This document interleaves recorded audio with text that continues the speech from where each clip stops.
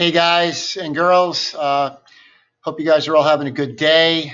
Today we're going to start chapter 4 of our text, which is titled The 13 English Colonies. Chapter 4, The 13 English Colonies, and the dates, that we'll be covering is 1630 to 1750. The first chapter in chapter 4 is chapter 4, section 1, and we're going to be studying the New England colonies.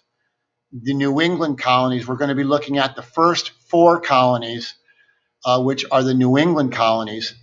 And chapter 4, section 1 is going to speak to the Puritans and religious tolerance and some of the things that we talked about in chapter 3, section 5 with respect to religion. But chapter 4, section 1 is going to break it down. We're going to focus on the New England colonies, which are the first group of colonies that are going to be established permanently in the 1620s and the 1630s, to start with Massachusetts Bay and New England.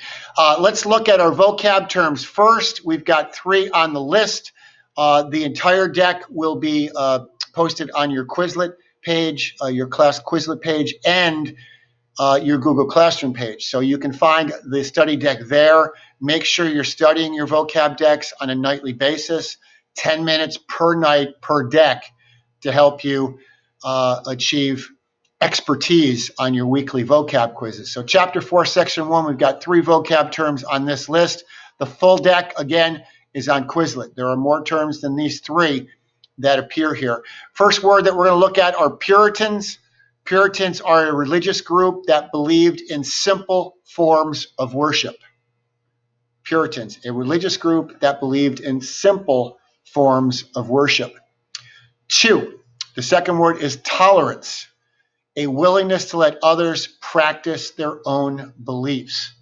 We talk about tolerance. In this case, we're speaking really about religious tolerance, a willingness to let others practice their own religious beliefs. Religious tolerance, one of the foundations of our country, is the idea that we all have the right as Americans to practice any religion we want, including no religion, if you choose not to. That comes from this idea of religious tolerance during our colonial period.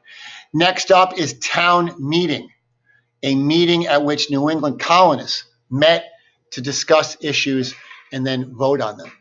These meetings would normally take place in a meeting house, a town meeting house, and they are called town meetings. Again, a meeting at which New England colonists met to discuss issues and vote on them. All right, let's get right to our reading. In 1630, the New England colony of Massachusetts Bay was established.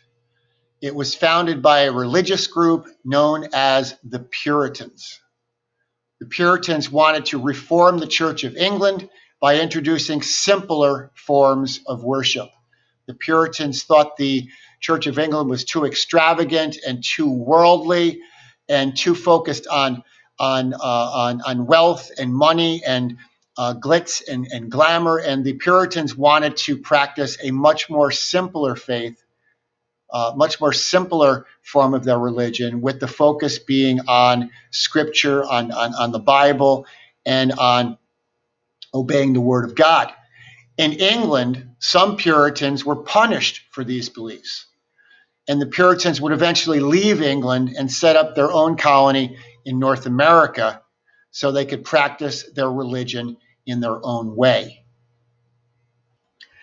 Once they settled, the Puritans believed that their way of life was the correct one, making life difficult for non-Puritans or Puritans with other ideas.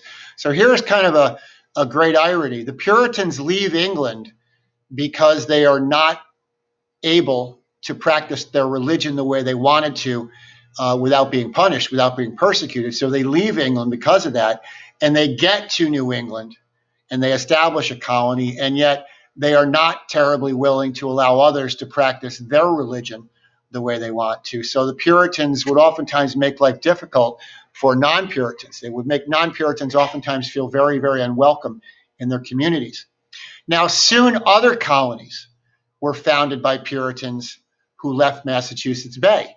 we're going to see in the chart in a moment that a number of Puritans would leave Massachusetts Bay and establish their own colonies because they weren't terribly happy about what was happening in Massachusetts Bay with religious intolerance there. Connecticut was founded by people who felt that the Puritan-based government of Massachusetts had become far too powerful. Rhode Island, another colony, was founded by Roger Williams, who thought that the business of church and government should be kept separate. Williams also believed in religious tolerance. Williams also believed in religious tolerance, which is the accepting or the willingness to let others practice their own beliefs, their own religious beliefs, especially if those religious beliefs are different from your own. Roger Williams and Rhode Island practiced religious tolerance.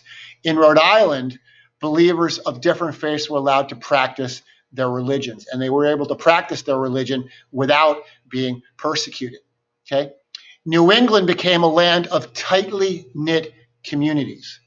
Okay, very, very close communities where people knew what was going on in the community. People knew others in the community very, very well. People tended to not be very welcoming toward people who were not part of the fabric of the community. If they did not celebrate or did not practice the same religious beliefs, people might not feel terribly welcome in staying in the community. So when we talk about New England being tight-knit, we're basically saying that these communities were very close and people that lived there tended to share very, very similar ideas and beliefs as others in the community. New England colonists worked on small farms, hunted, and fished the oceans. Each village had a meeting house in which people worshiped. At town meetings, settlers discussed and voted on many issues, and the town meeting helped encourage the growth of democratic ideals in New England. Again, the town meeting, the idea of these town meetings encouraged the growth of democratic ideas in New England.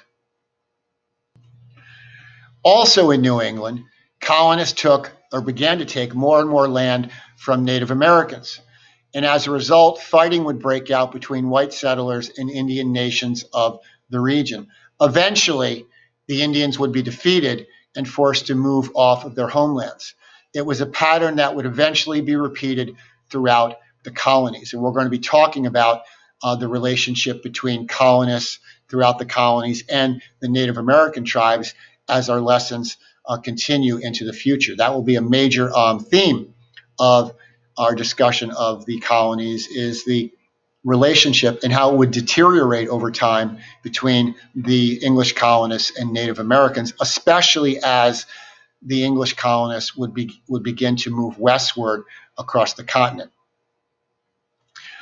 Looking at our questions at the bottom of the reading, again, question 1, we're going to answer the following questions aloud in class today. We'll talk a little bit about each question. Why did some Puritans found and move to other colonies? This word found, why did some Puritans establish and move to other colonies? Again, the answer can be found directly in the reading. Okay, so you're going to refer to the reading to answer question 1. Why did some Puritans establish or found and move to other colonies? And I'll give you a moment to answer that question before we look at the chart skills question. And you'll notice the name of the chart is called Founding the New England Colonies. And if you look at the chart, you've got the name of the colony on the far left column. So we've got Massachusetts Bay, Connecticut, Rhode Island. We've got the date that each of the 3 colonies was founded or established. We've got the leader of each of the 3 colonies, and we've got the reason that each of the 3 colonies was established. Question 2 asks, why were these 3 colonies founded? Why were these 3 colonies founded? You've got Massachusetts Bay, established in 1630, with the leader being John Winthrop. You've got the colony of Connecticut, which was established in 1636. They were led by Thomas Hooker. And you've got the colony of Rhode Island, which was established in 1636 as well by Roger Williams. Why were these 3 colonies founded? Take a moment to answer question 2, and then we will discuss it after a moment or two.